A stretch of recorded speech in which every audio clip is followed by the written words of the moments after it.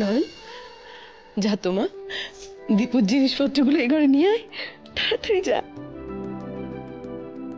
হ্যাঁ আমি আমি এক্ষুনি আনছি, এক্ষুনি আনছি।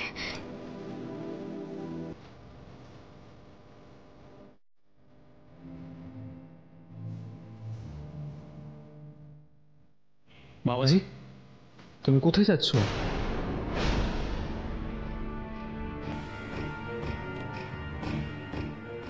আমি মানে আমি বাবাজি, তুমি কিন্তু হুট করে কোথাও চলে যেও না। এই বাড়ি ছেড়ে তোমার কিন্তু কোথাও যাওয়া চলবে না।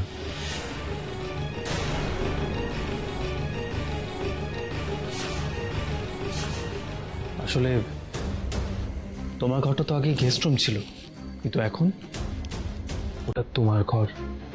মামাজি, তুমি তোমার ঘর ছাড়বে না। আর তাছাড়া আমি চাই না তুমি আমার চোখের আড়াল হও।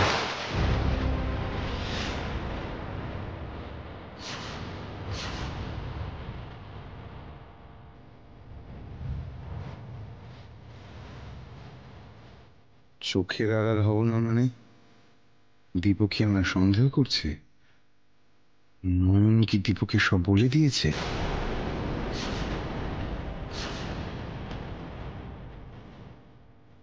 মানে আমি না ঠিক বুঝতে পারছি না তুমি কি কি বলতে চাইছো। বলছি যে আমি আমার মামাজিকে ভীষণ ভালোবাসি, আর তাকে আমি সব সময় চোখে হারাই। তাই তোমাকে তো আমার চোখে চোখে থাকতে হবে।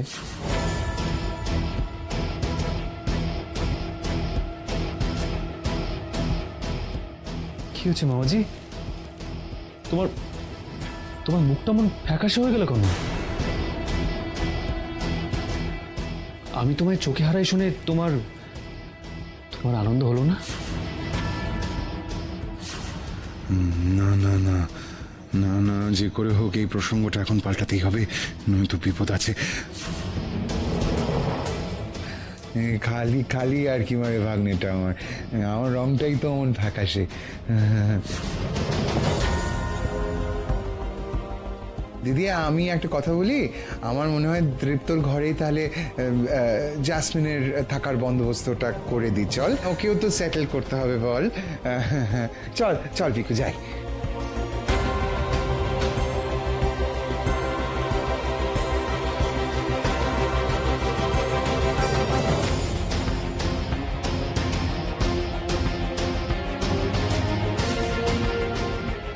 আমি নজর রাখবো মামাজির উপর, আর আমিও তোমাকে প্রমাণ করে দেবো তুমি মামাজিকে নিয়ে যা যা ভাবছো সবটা মিথ্যে।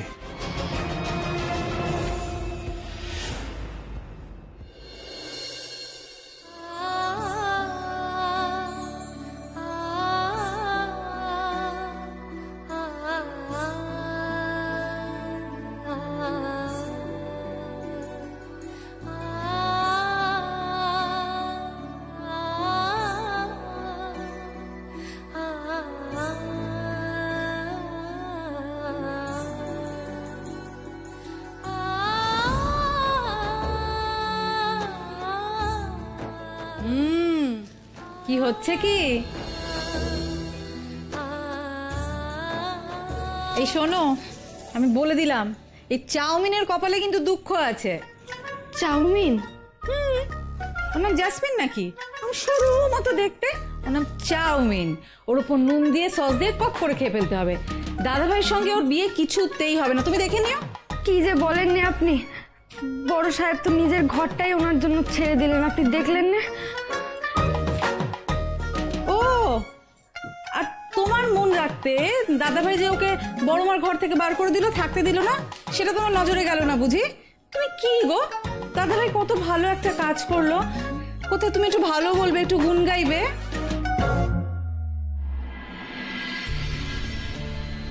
সে কি আর আমার নজরে পড়েনি? খুব নজরে পড়েছে। শোনো, আমাকে এরকম বোকা বোকা দেখতে হতে পারে, কিন্তু আমি এসব বুঝি। আচ্ছা শোনো, সময় নষ্ট করে লাভ নেই, চলো আমরা গুছিয়ে ফেলি। মা বিশালাক্ষী, সব মঙ্গল করো মা।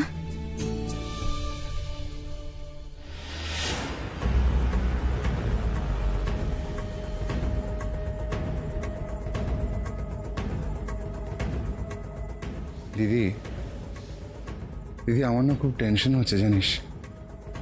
আমার মনে হচ্ছে যে এবার সবকিছুর কোপ আমার উপরে এসেই না পড়ে। ক্রমাগত পরিস্থিতিটা কেন হাতের বাইরে চলে যাচ্ছে দিদি। কেন যে আমি ওই ঝাড়বাতির দড়িটা কাটতে গেলাম। চুপ করবি তুই, চুপ করবি। তোরা সকলে মিলে আমাকে পাগল করে দিবি। এই বেরো তো এখান থেকে, বেরো। আমাকে প্লিজ একটু একা থাকতে দে আমায়, প্লিজ। তুই আস্তে আস্তে ওই মেয়েটার দিকে ঢলে পড়ছে, সহ্য করতে পারছি না আমি।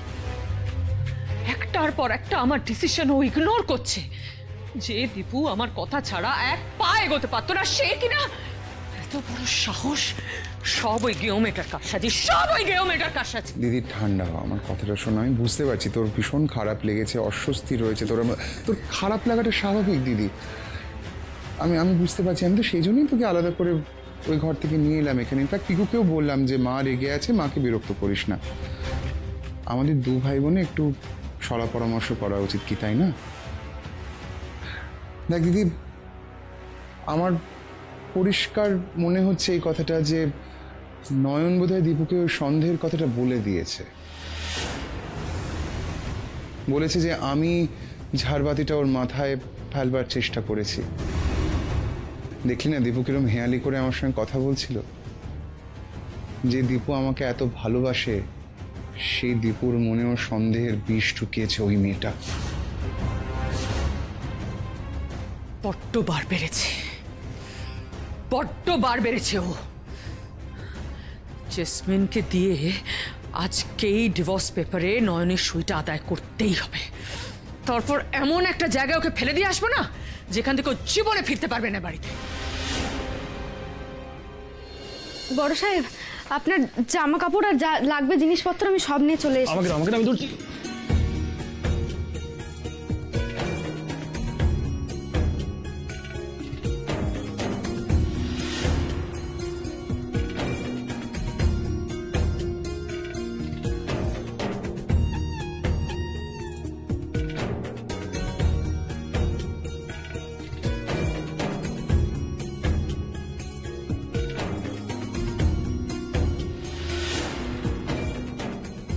ঠাম্মি, ব্যাপারটা কিন্তু জমে গেছে। হ্যাঁ, দাদা ভাই কিরম মোক্ষম টাইমে এসে হ্যাঁ এই বড় মার ঘরটা অন্য কারোর হয়ে যাওয়া থেকে কিরম করে বাঁচিয়ে দিল।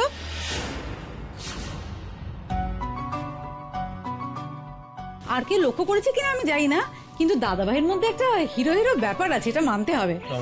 আরে তোমরা দেখোনি দাদা ভাই কিরম মোক্ষম সময় এন্ট্রি নেয়, একেবারে হিরোর মতো। কি বন্ধু, ঠিক বলেছি তো? রমনা,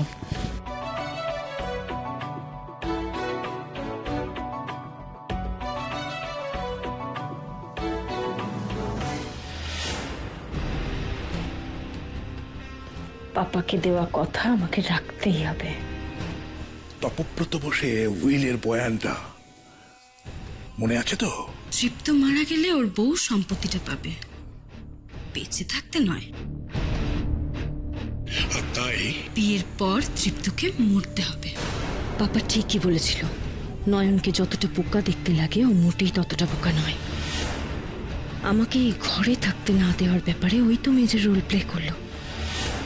এবার আমি বুঝতে পারছি মিসেস বাসু, ওই মেয়েটাকে তাড়াতে আপনি কেন এত নাকানি চোবানি খাচ্ছেন।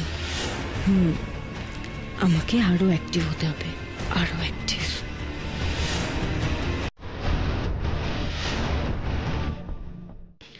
তবে আপনি নিশ্চয়ই আমি এসেছি বলে ফিরে এলেন, তাই না? তা না হলে আপনি তো বেরিয়ে গিয়েছিলেন।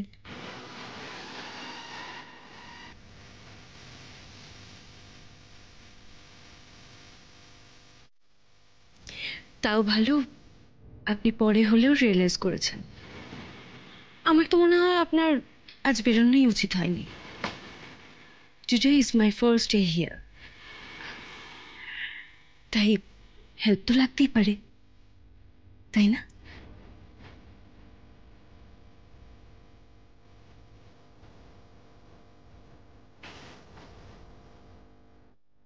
এ কি দাদা ভাই, চাউমিন এসব কি সব বলছে? হ্যাঁ, তুমি চাউমিনের জন্য ফিরে এসেছো?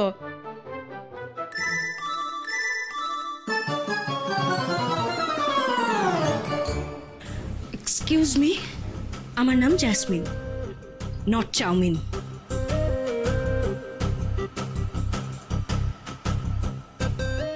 না রঙ্গনা, সেরকম কিছু নয়। আমি আসলে বেরিয়ে গিয়ে খেয়াল করলাম যে আমি আমার ফোনটা ফেলে গেছি, তাই সেটা ফেরত দিতে এলাম। সবই মা বিশালাক্ষীর ইচ্ছে।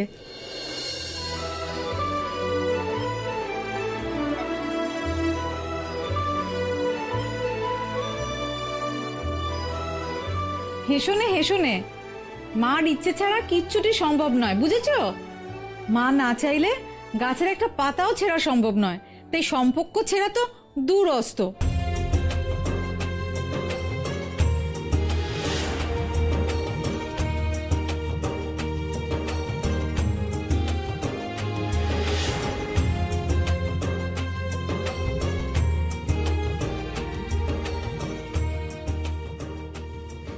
বুঝলে চাউমিন?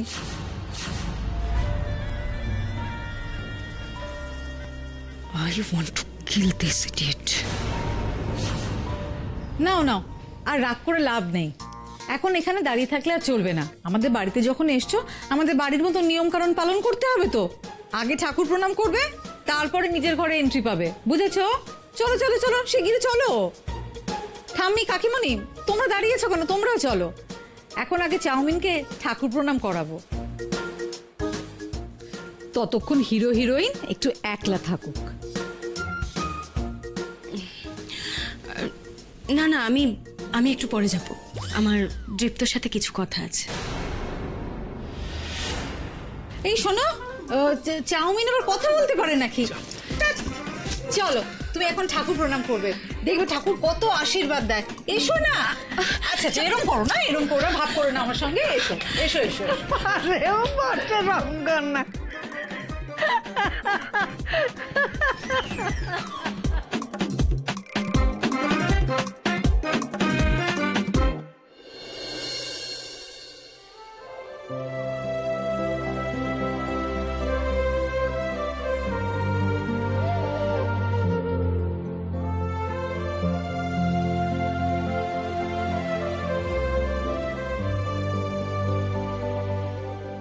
এত যত্ন করে মায়ের ছবিটা রাখছে নয়ন। মানুষ যে এইভাবে ভগবানের ছবি স্থাপন করে।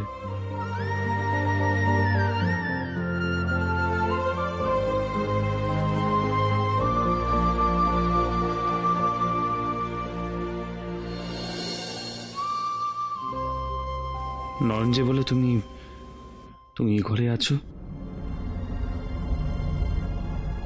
সত্যি কি তুমি এই ঘরে আছো মা? তুমি তো বলেছিলে তুমি কখনো আমাকে ছেড়ে যাবে না। সত্যি কি তুমি যাওনি?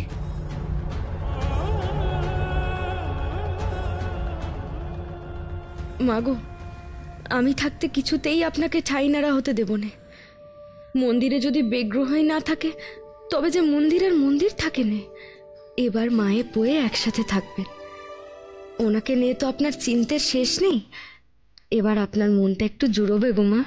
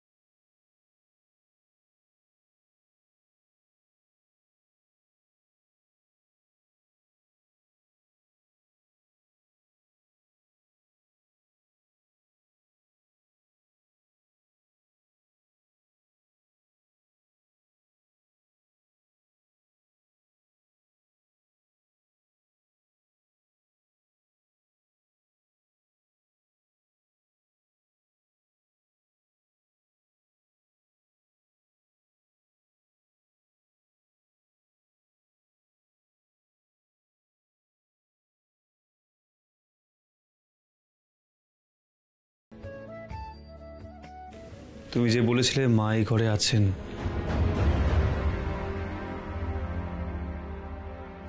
উনি কি এখন এখানে আছেন?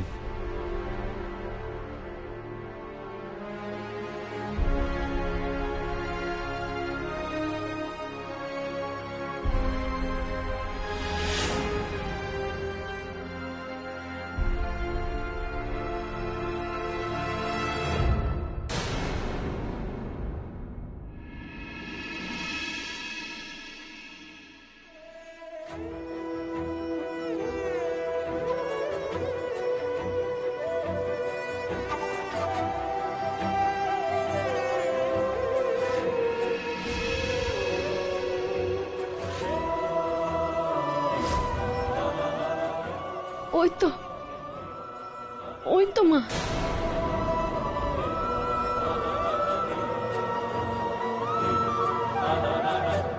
এসো না, কিচ্ছু হবে না, এই নাও দাঁড়াও।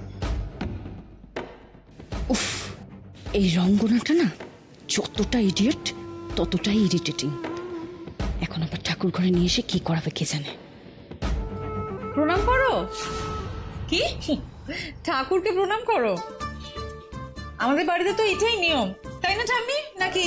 হ্যাঁ হ্যাঁ, নাকি আবার কি, ঠাকুরকে প্রণাম করতেই হয়। করো।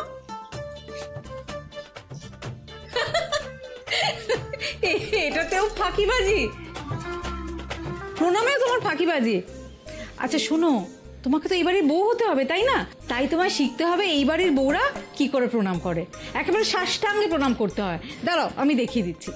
এই তো 1 2 3 গো। মাগো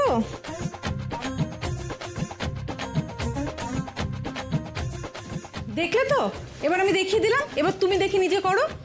ওহো, ভালো বিপদে পড়লাম তো। এই পোকাটা তো জ্বালিয়ে শেষ করে দিচ্ছে আমায়। কি হলো, কি ভাবছো? দাঁড়িয়েছো যে?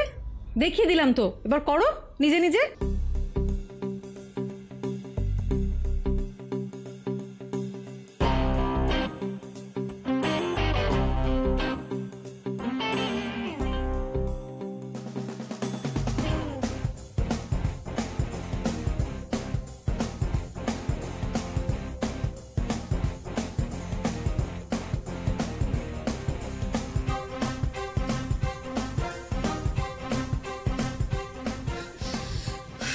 ইম্পসিবল, পারছি না গো। সে কি গো, ঠাকুর প্রণাম করতে পারবে না? না মানে আসলে আমার জামাটা ছোট তো। তো এরকম জামা কেন পরো বাপু, যেটা পরে ঠাকুর প্রণাম করতে পারো না? আর তাছাড়া এমনিতেও এই জামাটা তো ঠিক তোমার নয়, এটা তো বাচ্চাদের জামা। এই তোমার বাচ্চা আছে তাই না? তুমি বাচ্চাটা জামা পরে এসছো, ঠিক কি না? জাসমিন, তুমি এখানে? কি হয়েছে মা? না না, ও কিছু নয়, রঙ্গনা ঠাকুর প্রণাম করাতে এনেছে। রঙ্গনা আজকাল একটু বেশি অ্যাক্টিভ হয়ে গেছে। এত অ্যাক্টিভ হয়েও না। পিকুকে বলে বেশ কিছুদিনের জন্য তোমাকে আমি বাপের বাড়ি পাঠিয়ে দিতে পারি, সেটা নিশ্চয়ই জানো। বাপের বাড়ি ঘুরিয়ে আনবে নাকি? ভয় দেখানো ছাড়া কিছুই তো পারেন না। এসো জাসমিন, দীপুর ঘরে তোমার জিনিসপত্র পাঠিয়ে দিয়েছি, এসো।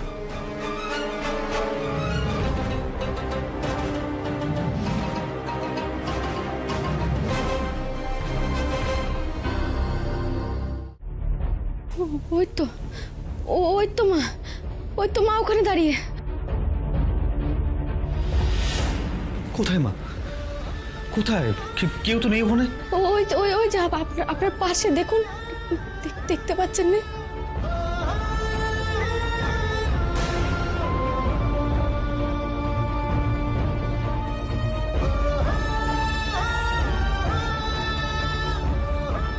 দীপু আমায় দেখতে পাবে না রে নয়ন, তুই ওকে বলে দে আমি ওকে ছেড়ে যাইনি, আমি আমার কথা রেখেছি। কই, ওখানে কেউ তো নেই। নয়ন, তুমি আমাকে মিথ্যে বলছো, ওখানে কেউ নেই। আমি মিথ্যে বলছি না বড় সাহেব, মা এখানেই আছেন। আর উনি কি বলছেন জানেন? বলছেন উনি কথা রেখেছেন, উনি আপনাকে ছেড়ে কোনোদিনও যাননি কোথাও।